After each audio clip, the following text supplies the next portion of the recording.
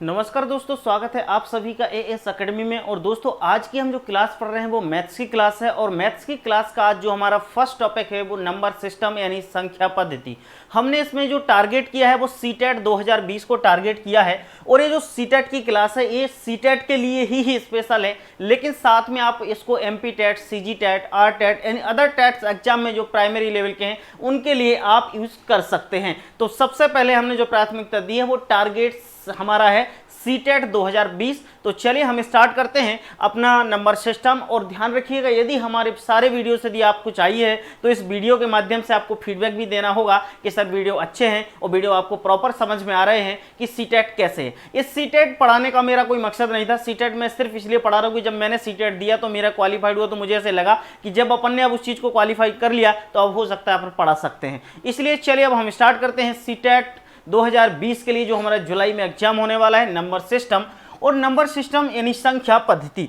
अब देखो, जब संख्या पद्धति हम पढ़ते हैं या नंबर सिस्टम पढ़ते हैं तो सबसे पहले जो बात आती है वो संख्याओं की आती है। लेकिन जब संख्याएं पढ़ेंगे तो हमें पता होना चाहिए कि संख्याएं बनती कहाँ से हैं।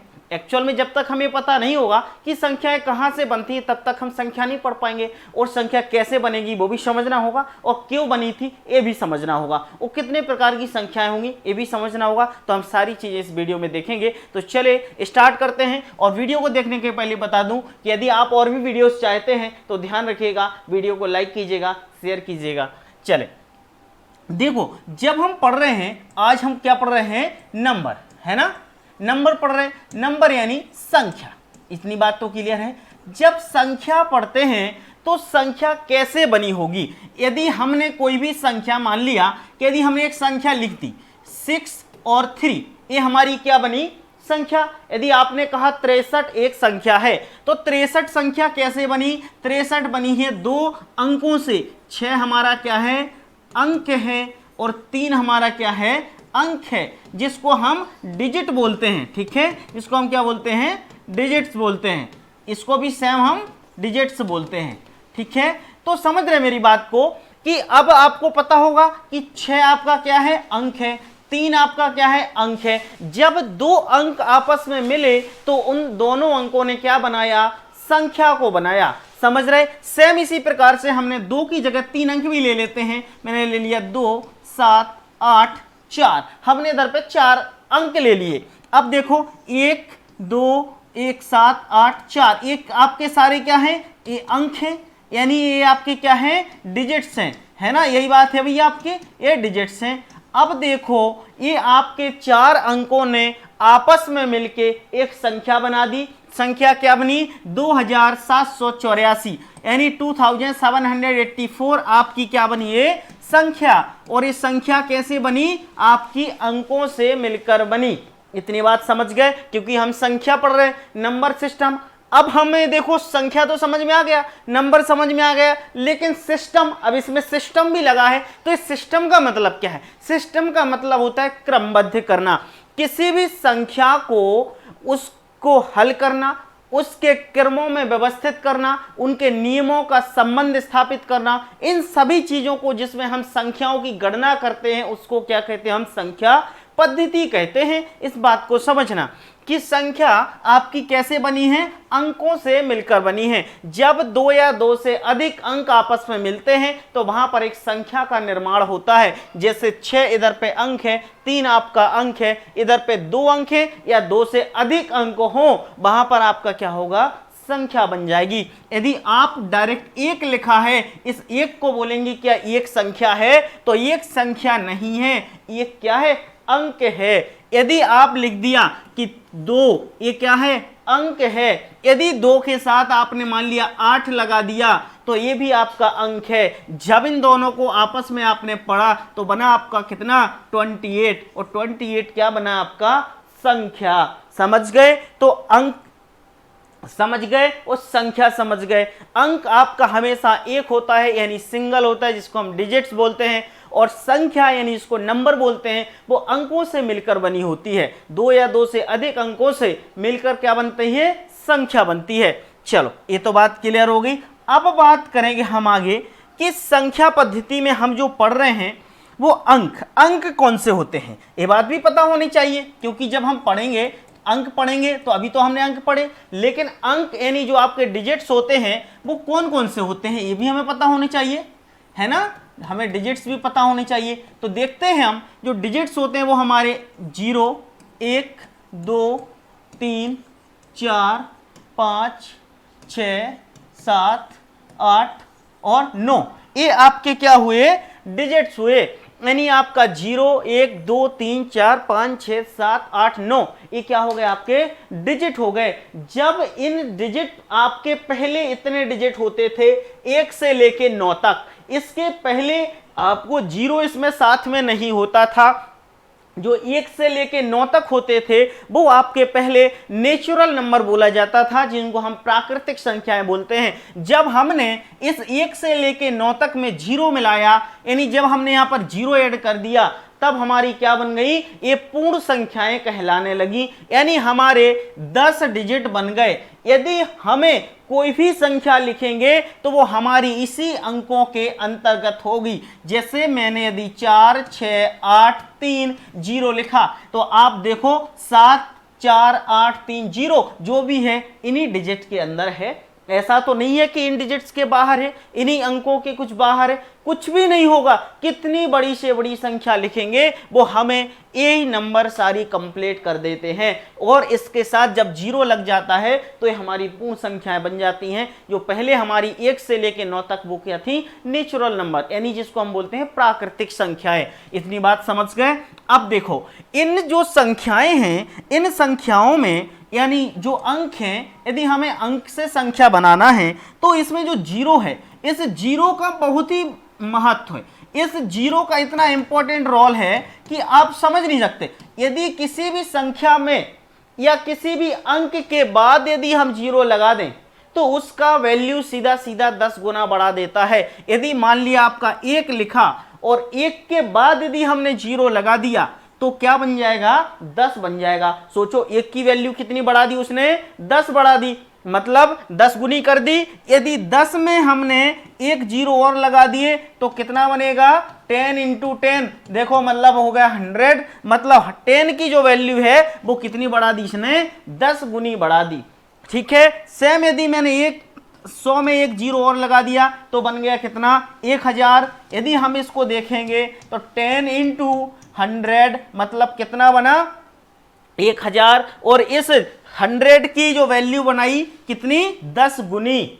समझ गए। तो देखो 0 का इतना बड़ा इंपॉर्टेंट रोल है कि यदि किसी भी अंक के बाद या किसी भी संख्या के बाद 0 लगा दें तो वो क्या होता है, उसकी वैल्यू को 10 गुना बढ़ा देता है। समझ गए। 0 सबसे महत्वपूर्ण है। जब तक 0 नहीं आया था, जब तक हमारी संख्याएं कंप्लीट नहीं हुई थी, 0 के आने के बाद ही हमारे नंबर जो नेचुरल नंबर थे, पहले 1 से लेकर 9 तक चलते थे, जब नेचुरल नंबर के बाद हमारा 0 आया तब हमारी पूर्ण संख्याएं बनी। यानी जो प्रकृति द्वारा, जैसे कहते हैं प्रकृति प्रदत्त है ये चीजें, हमें पहले से ही मिली थी 1 से 9 तक, लेकिन 0 की हमने खोज की। जब 0 की खोज की तो हमें वो संख्याएं कंप्लीट मिल गई और 0 का एक बहुत ही महत्वपूर्ण रोल आ गया। तो 0 के बिना हम इनका अस्तित्व तो नहीं कह सकते हैं कंप्लीट, क्योंकि 0 के बिना कोई भी संख्या वो अधूरी हो जाती है। 0 के बिना उसकी वैल्यू नहीं बढ़ती है। यदि उसकी वैल्यू बढ़ाना है तो हमें उसके पीछे 0 लगाना पड़ेगा। ठीक है। तो इतनी बात समझ गए। ये बात कर ली हमने अंक की। अंक के साथ साथ अब बात कर ली हमने संख्याओं की। अब देखो हम ये बात करेंगे, जो मेन बात करेंगे वो किसकी करेंगे, संख्याओं के प्रकारों की। कौन संख्याओं के प्रकार, संख्याओं के प्रकार देख लेते हैं कौन कौन से हैं। देखो सबसे पहले हम एक एक प्रकार देख लें।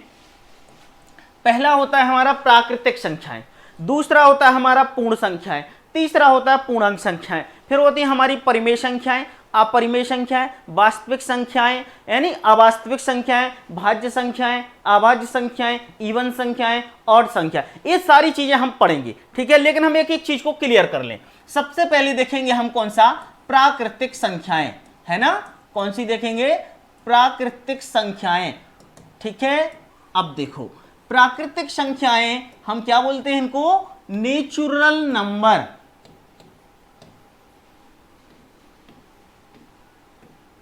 ठीक है। इनको बोलते हैं हम नेचुरल नंबर्स यानी प्राकृतिक संख्याएं।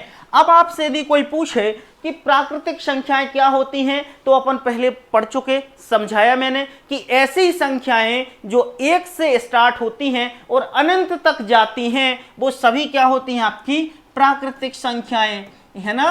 1 2 3 4 5 6 एंड सो ऑन इनफाइनाइट तक जाती हैं। जो संख्याएं 1 से लेके अनंत तक जाती हैं वो सभी संख्याएं आपकी क्या होती हैं, प्राकृतिक संख्याएं होती हैं, यानी नेचुरल नंबर होते हैं। ठीक है।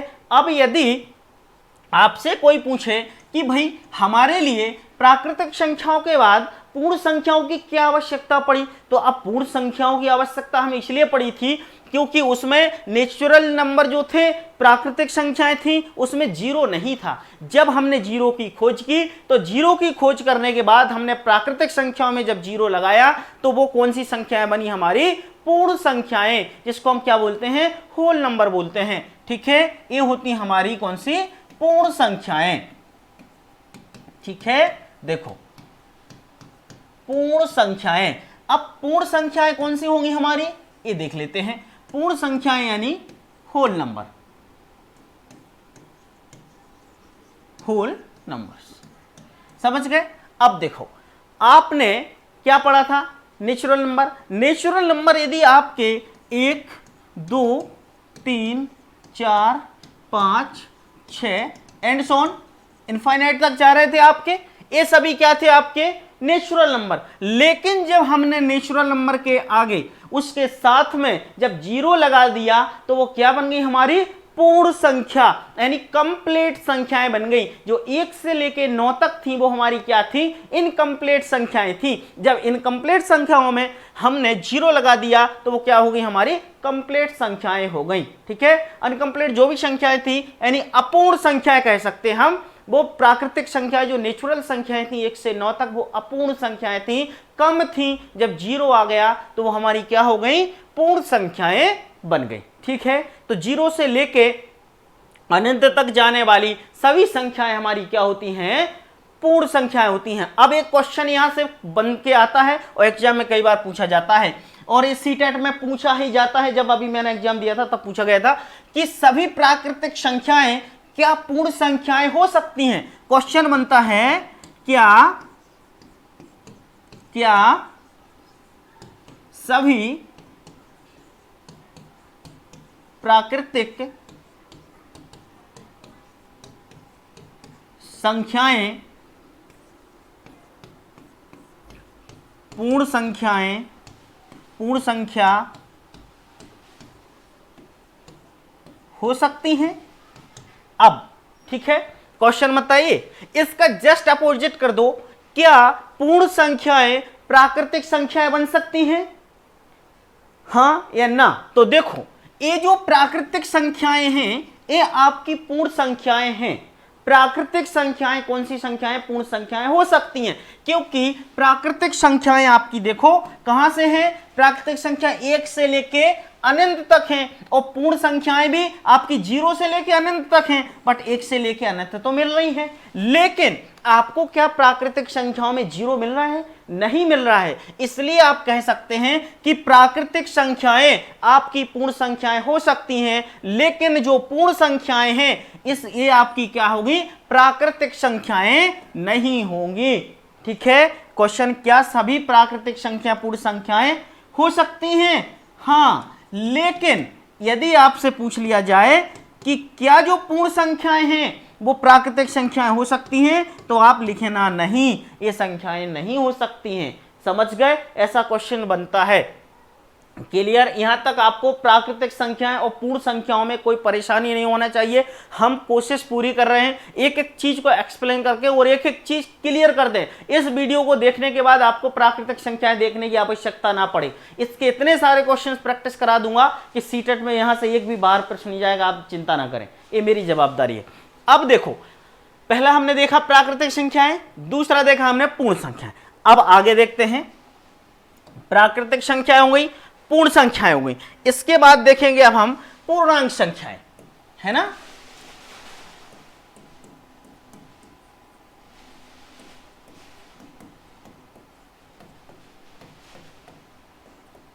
पूर्णांक संख्याएं, जिसको क्या बोलते हैं हम, पूर्णांक संख्याओं को इंटीजर्स बोलते हैं।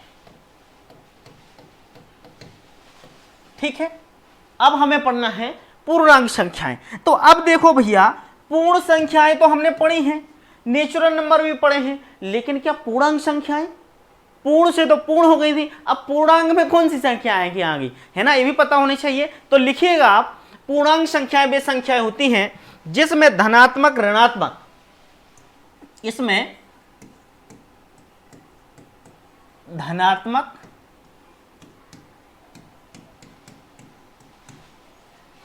ऋणात्मक और जीरो शामिल हो।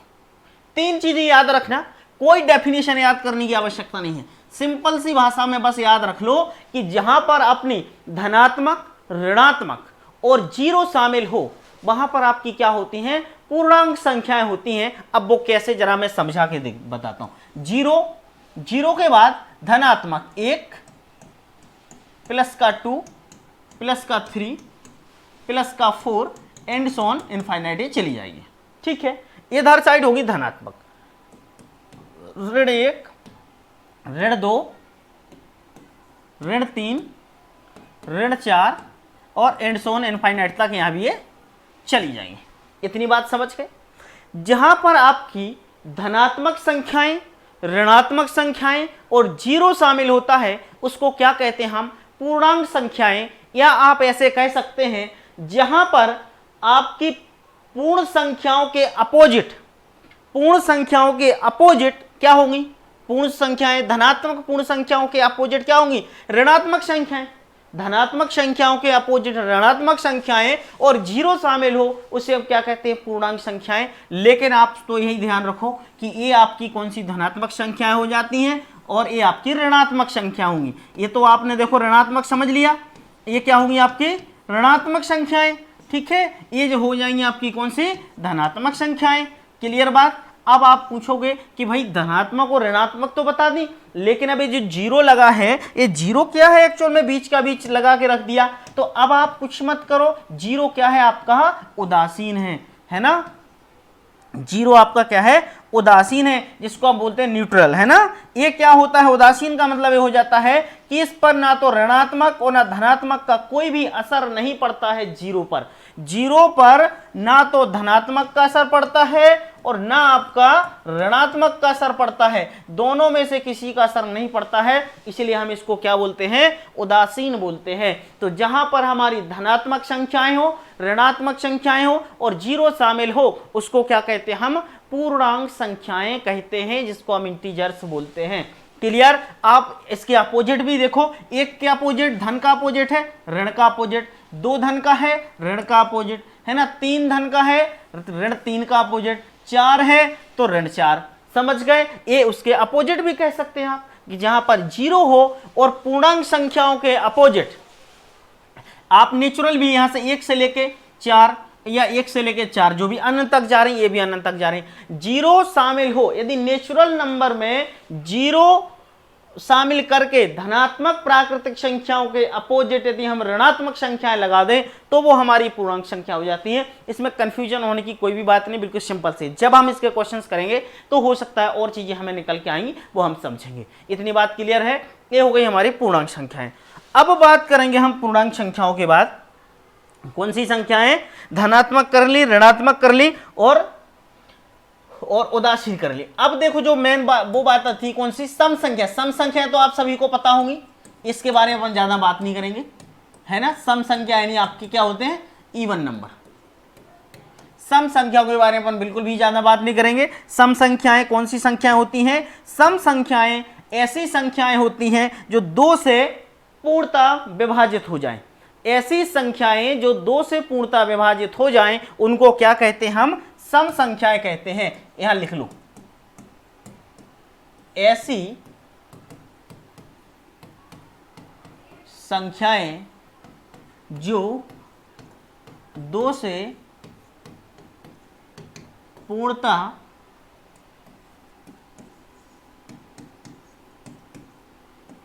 विभाजित हो जाएं।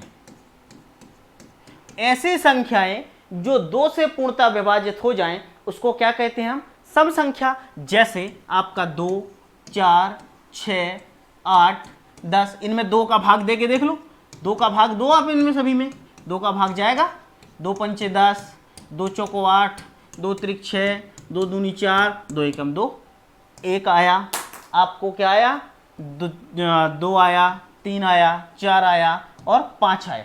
समझ गए? कहीं से कहीं दिक्कत तो नहीं। ऐसी संख्याएं जो 2 से पूर्णतः विभाजित हो जाएं उसको क्या कहते हैं हम, क्या कहते हैं भैया, सम संख्याएं कहते हैं। ऐसी संख्याएं जो 2 से पूर्णतः विभाजित हो जाएं उसको हम सम संख्या कहते हैं। अब आगे करेंगे हम विषम संख्याओं की बात। विषम संख्याएं ऐसी संख्याएं जो 2 से पूर्णतः विभाजित नहीं हो, इसका अपोजिट ले लो सम, ऐसी संख्याएं विषम संख्या। देखो मैं आपको सारी चीजें इसलिए बताता जा रहा हूं क्योंकि आपको ये ना लगे यार कि कोई चीज छोड़ दी, क्योंकि जो प्राइमरी लेवल का पेपर आता है वो बिल्कुल बहुत बेसिक आता है। अभी कुछ लोगों को हो सकता है ऑड इवन में भी कंफ्यूजन हो, लेकिन इसलिए मैं क्लियर करा देता हूं। इसको बोलते हैं हम ऑड नंबर, ठीक है। विषम संख्याएं ऐसी संख्याएं जो 2 से पूर्णतः विभाजित ना हो, ऐसी संख्याएं जिनमें 2 का पूरा पूरा भाग ना जाए, वे संख्याएं क्या कहलाती हैं, हमारी विषम संख्याएं, यानी ऑड नंबर बोलते हैं। ऑड नंबर बोलते हैं। इतनी बात क्लियर हो गई, कहीं से कहीं आपको परेशानी नहीं होना चाहिए। देखो जैसे 1, 3, 5, 7, 9, 11, 13 एंड सो ऑन। अब देखो ये संख्याएं क्या हैं, 1 में क्या 2 का पूरा पूरा भाग जाएगा, नहीं जाएगा। 3 में 2 का पूरा पूरा भाग जाएगा, नहीं जाएगा। इसमें 2 का भाग देंगे तो 0.5 आएगा, इसमें 2 का भाग देंगे तो आपका क्या आएगा भैया, 1.5 आएगा। इसका भाग देंगे तो 2.5 आएगा, इसमें तो 3.5 आएगा, यही आएगा। तो ऐसी संख्याएं जिनमें 2 का पूरा पूरा भाग ना जाए, जो संख्याएं 2 से पूर्णतः विभाजित ना हो, तो आप लिख सकते हैं क्या, ऐसी संख्याएं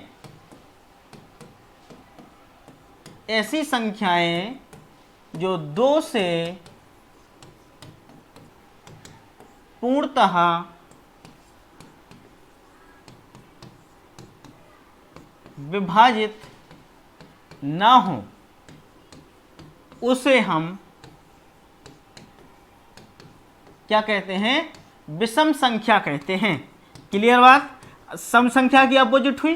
सम संख्याएं वे संख्याएं होती हैं जो 2 से पूर्णतः विभाजित हो जाती हैं, और विषम संख्याएं वे होती हैं जो 2 से पूर्णतः विभाजित नहीं होती हैं। क्लियर? गर्मी बहुत है बाबा रे बाबा। चलो विषम संख्याएं। अब पढ़ेंगे हम भाज्य संख्याएं और अभाज्य संख्याएं। भाज्य अभाज्य तो अपन ज्यादा जिक्र नहीं करेंगे, भाज्य अभाज्य संख्याएं भी आपको पता होंगे। अपन जो मेन बात करेंगे, एक बार डिस्कस कर ही लेते हैं भाज्य और अभाज्य के लिए। देखो हम पढ़ेंगे भाज्य संख्याएं और पढ़ेंगे अभाज्य संख्याएं।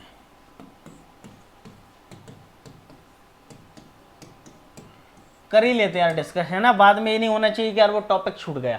टॉपिक जब छूटता है तो बाद में फिर अपन को याद आता है, अरे यार वो अपन एक कर लेते तो फिर अच्छा रहता। और आप लोग बोलते सर वो आपने बताया भी नहीं था इसलिए वो हमें याद नहीं, ऐसा बार बार रहता है। चलो देखो अब अपन बात करेंगे भाज्य संख्याओं की। भाज्य संख्याओं की जब हम बात करेंगे तो ऐसी प्राकृतिक संख्याएं जो स्वयं से कटें और 1 से कटें और उसके अलावा किसी अन्य संख्या से कटें, उसको क्या बोलते हैं हम, भाज्य संख्याएं बोलते हैं। ऐसी संख्या जो स्वयं से 1 से विभाजित होने के अतिरिक्त कम से कम एक और संख्या से विभाजित हो, उसे क्या बोलेंगे हम, भाज्य संख्याएं। अभाज्य संख्याएं कैसे बोलेंगे, ऐसी संख्याएं जो स्वयं से और 1 से कटें उसे हम अभाज्य संख्याएं कहते हैं, वो किसी तीसरी संख्या से नहीं कटती हैं। इतनी बात क्लियर। देखो एग्जाम्पल, जैसे अपन भाज्य संख्याओं की बात देखें,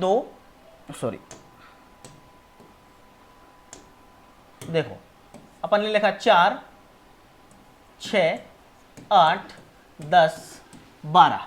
देखो 4 कौन सी संख्या है, 4 स्वयं से भी कट रही है, 4 आपकी 1 से भी कट रही है और 4 आपकी 2 से भी कट रही है। तो ऐसी संख्या जो स्वयं से, 4 से मतलब आपकी किसकी कट रही, स्वयं से कट रही, इसका मतलब ये किससे कट रही, 1 से कट रही, फिर किससे कट रही है भैया, 2 से, एक तीसरी संख्या से भी कट रही है ना। ऐसी संख्या जो स्वयं से कटे, 1 से कटे और अन्य तीसरी संख्या से भी कट जाए उसको क्या बोलते हैं हम, भाज्य संख्याएं। 12 आपकी किससे कट रही, 12 से भी कटेगी, 12 आपकी 1 से भी कटेगी, 12 आपकी 3 से भी कटेगी, 4 से भी कटेगी और 6 से भी कटेगी, समझ गए, और आपकी 2 से भी कटेगी, समझ गए। तो देखो 12 से मतलब ये किससे कट रहा है, स्वयं से कट रही, फिर 12 आपका 1 से भी कट रहा है, फिर 12 आपका अदर संख्याओं से भी कट रहा है। दूसरे नंबर बात यही कही थी, ऐसी संख्याएं जो स्वयं मतलब खुद से, 1 से और उसके अतिरिक्त किसी एक नंबर से और कटे और विभाजित हो उसको बोलते हैं हम भाज्य संख्याएं। अब अभाज्य संख्याएं इसकी जस्ट अपोजिट होती हैं, ऐसी संख्याएं जो केवल खुद से और 1 से ही कटें वो संख्या हमारी अभाज्य संख्याएं होती हैं। उदाहरण देखिएगा, अभाज्य संख्याएं जैसे 2 हुआ, 3 हुआ, 5 हुआ, 7 हुआ या आपका 11 हुआ, ठीक है। देखो इसका यदि एग्जाम्पल आप देखो तो 2 क्या है, 2 से भी कटेगी और 2 1 से भी कटेगी, इसके अलावा किसी से कटेगी, 3 आपकी 3 से भी कटेगी, 3 के अलावा 1 से भी कटेगी और किसी से नहीं कटेगी, 5 आपकी 5 से ही कटेगी और आपकी 1 से कटेगी, 7 आपकी 7 से भी कटेगी और 1 से कटेगी, इसके अलावा तो नहीं कटेंगी। तो ऐसी संख्याएं जो संख्याएं स्वयं से और 1 से कटें वे संख्याएं क्या होती हैं, हमारी अभाज्य संख्याएं होती हैं। इतनी बात क्लियर है। देखो आज हमारी पहली क्लास थी, मैं पूरी कोशिश कर रहा हूँ कि आपको थोड़ा सा और ब्रीफ करता जाऊँ, पूरा एक्सप्लेन करता जाऊँ। अभी ये थ्योरी टाइप का है, इसलिए हो सकता है आपको ये भी लग रहा होगा कि यार अभी तो थ्योरी चल रही। जब हम इसके क्वेश्चंस प्रैक्टिस करेंगे तो सारी चीज़ें आपको क्लियर होंगी और क्वेश्चंस हम कोशिश करेंगे हर चैप्टर के 50 से भी ज़्यादा क्वेश्चंस आपके लिए कराएंगे और 50 क्वेश्चन करेंगे तो सफिशिएंट है। दोस्तों यदि प्राइमरी लेवल में मैथ्स निकालना है तो बहुत आसान है। एक चैप्टर से यदि आप 50 क्वेश्चन कर रहे हैं सिलेक्टेड तो आपसे 100% क्वेश्चन बनेंगे और हम इसकी पेडागोजी भी आपको कराएंगे, ठीक है। इतनी बात समझ गए, भाज्य संख्याएं और अभाज्य संख्याएं। अब हम आगे बात करेंगे भाज्य संख्याएं अभाज्य संख्याओं के बाद पढ़ेंगे हम प्राइम संख्याएं, सॉरी प्राइम नंबर। देखो अब पढ़ेंगे हम परिमेय और अपरिमेय। ये जो परिमेय और अपरिमेय संख्याएं यहां भी बड़ा दिक्कत है। क्या होता है, परिमेय संख्याएं, परिमेय संख्याएं। अब देखो मैं आपको बताऊं, परिमेय संख्या इसको क्या हम बोलते हैं, हम रेशनल नंबर, है ना,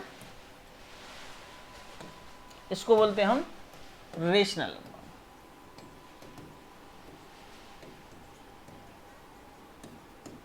रेशनल नंबर है ना, और अपरिमेय संख्या को बोलते हैं हम इरेशनल नंबर। समझ गए, रेशनल और इरेशनल नंबर। गर्मी बहुत ज्यादा ही है यार, रेशनल और इरेशनल नंबर, समझ गए। तो रेशनल नंबर यानी परिमेय संख्याएं कौन सी संख्या होती हैं, ऐसी संख्याएं जिन्हें हम सिर्फ p/q के रूप में लिख सकते हैं। सिंपल सी बात याद करो, जिससे हम p/q के रूप में लिख सकते हैं उसे कहते हैं हम परिमेय संख्याएं। लेकिन इसकी कंडीशन है p बराबर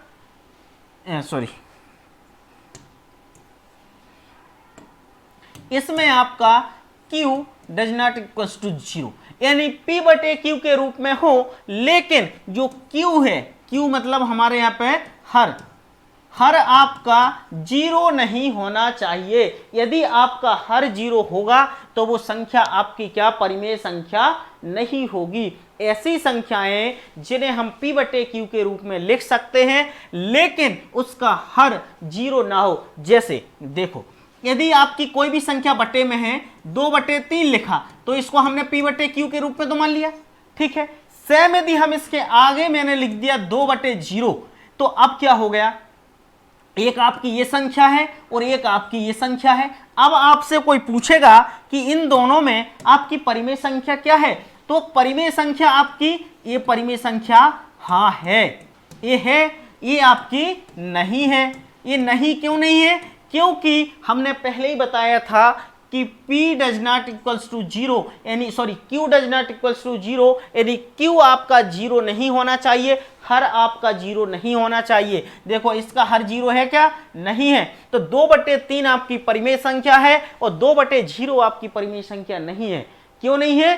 क्योंकि उसके बटे में जीरो है। यदि उसके आगे सिर्फ यदि लिखा होता 4 तो आप क्या बोलते? 4 एक परिमेय संख्या है, तो आप वहां बोलते 4 एक परिमेय संख्या है, क्योंकि इसके बटे में हम 1 लिख सकते हैं, 2/1 में लिख सकते हैं, 7/1 लिख सकते हैं। समझ गए? जिसके बटे में 1 लिख सकते हैं वो परिमेय संख्या है, लेकिन उसके बटे में ध्यान रखना जीरो नहीं होना चाहिए। इतनी बात समझ गए? ऐसी संख्याएं जिनको हम P/Q के रूप में लिख सकते हैं उसको हम परिमेय संख्याएं बोलते हैं, लेकिन उसका जो हर है, डिनोमिनेटर है, ये आपका जीरो नहीं होना चाहिए। इतनी बात याद रखना। समझ गए? अब देखो, जैसे मैं आपको बता दूं, जैसे आपको लिखा हो x के बटे में जीरो हो और एक आपका 0/x हो। समझ गए? यदि x अपॉन में जीरो हो, आप जब x अपॉन में जीरो का भाग दोगे तो आपको मिलेगा इनफाइनाइट, लेकिन 0/x में भाग दोगे तो आपको मिलेगा जीरो। समझ गए?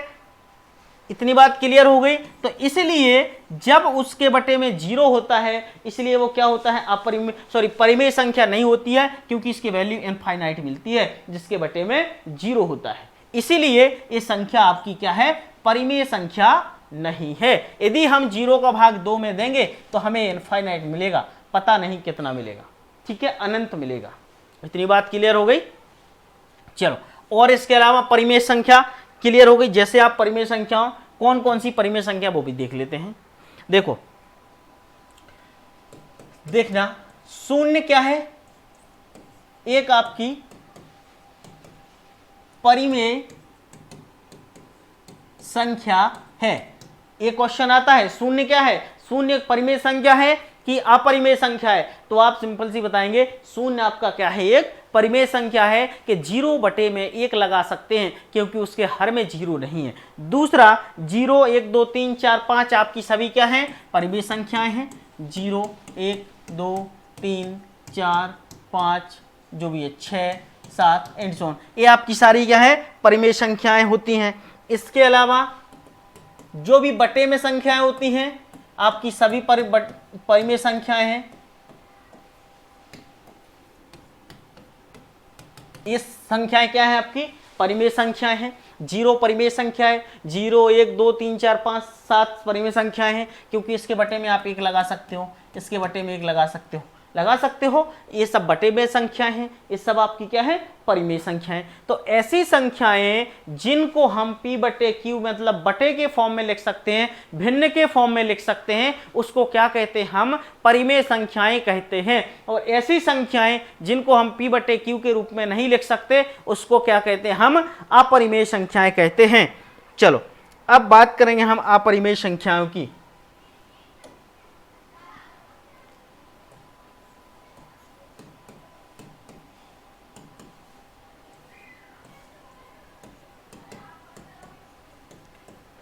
अपरिमेय संख्या, इसको अपरिमेय संख्याओं को बोलते हैं हम इरेशनल नंबर, है ना?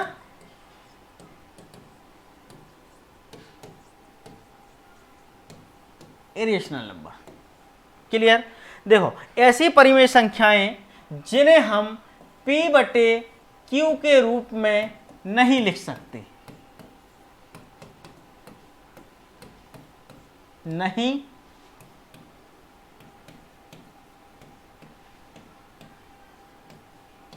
नहीं लिख सकते, उसे क्या बोलते हैं? हम अपरिमेय संख्याएं।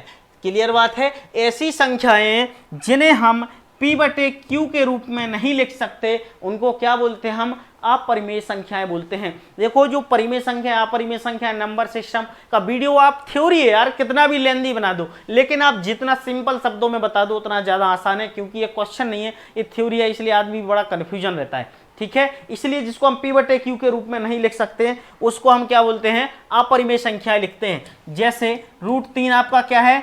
अपरिमेय संख्या है। √5 आपका क्या है? अपरिमेय संख्या है। √7 आपका क्या है? अपरिमेय संख्या है।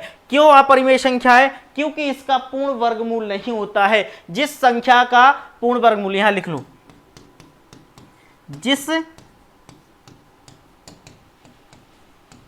संख्या का पूर्ण, ये पॉइंट की बात है, नोट कर लेना इसको ध्यान से, जिस संख्या का पूर्ण वर्ग मूल नहीं होता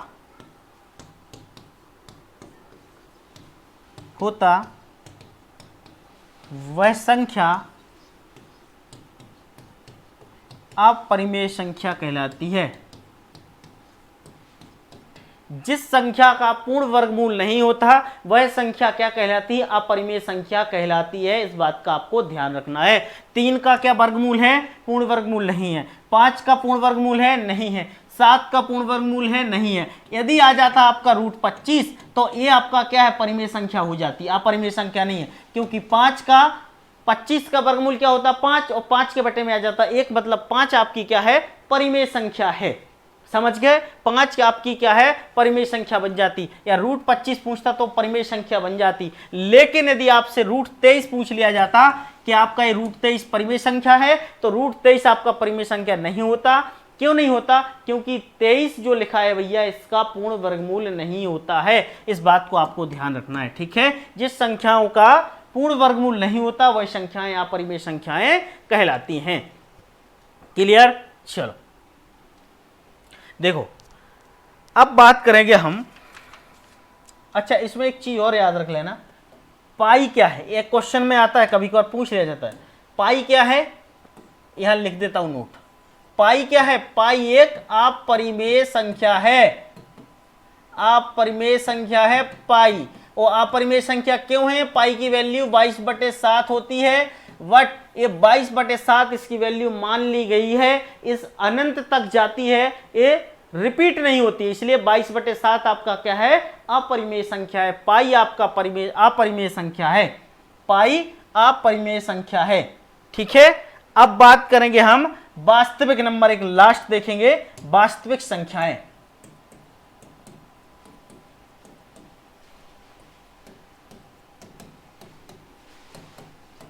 वास्तविक संख्याएं समझ गए, जिसको बोलते हैं हम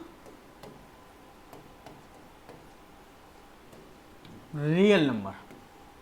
अब वास्तविक संख्याएं, परिमेय और अपरिमेय संख्याओं को सम्मिलित रूप से लिखने पर आप सिंपल सा लिखो,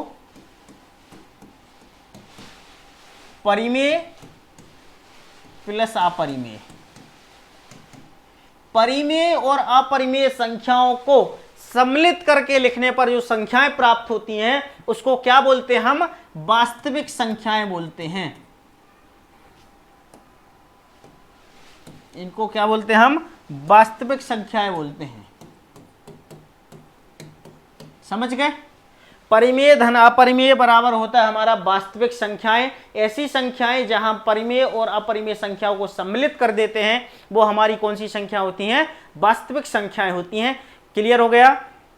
जैसे उदाहरण और देख लो, यहां पर देखो रूट 3 क्या है? हमारी अपरिमेय संख्या है, परिमेय संख्या नहीं है। 2/5 क्या है? हमारी परिमेय संख्या है, अपरिमेय संख्या नहीं है। रूट 15 क्या है? आपकी अपरिमेय संख्या, परिमेय संख्या नहीं है।